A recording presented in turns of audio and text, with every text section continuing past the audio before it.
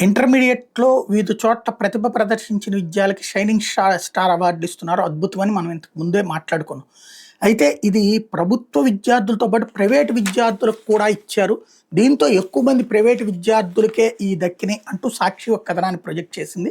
కాకినాడలో మొత్తం 138 మంది విద్యార్థులుంటే ప్రైవేటోళ్ళు 110 మంది, 28 మంది ప్రభుత్వం.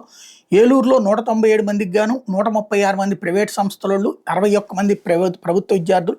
పల్నాడులో 222 మంది అయితే అందులో 145 ప్రైవేటు, 77 ప్రభుత్వ.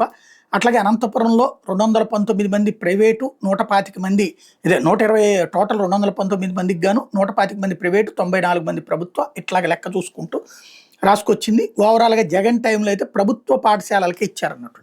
వాస్తవంగా నా దృష్టిలో అయితే ప్రభుత్వం తరపున ఇచ్చే షైనింగ్ స్టార్ అవార్డ్స్ ప్రభుత్వ పాఠశాలల వాళ్ళకే ఇవ్వడం కరెక్ట్. ప్రైవేట్ స్కూల్స్ వాళ్ళు ఇచ్చుకోవాలి. వాళ్ళ విద్యా సంస్థల్లో బాగా మార్కులు వచ్చిన వాళ్ళకి. ప్రభుత్వం ఇక్కడ డబ్బులు కూడా ఇస్తుంది. అట్లాంటప్పుడు ప్రైవేట్ స్కూళ్ళల్లో వాళ్ళకి కాకుండా ప్రభుత్వ స్కూళ్ళ వాళ్ళకి ఇవ్వాలి. ఒకవేళ ప్రైవేట్ స్కూళ్ళల్లో బాగా పేదవాళ్ళని ఎవరినైనా చదివిస్తారా? కుదరదు కదా! కాబట్టి ఆ రూట్‌లో ఆలోచించి ఉండాల్సింది.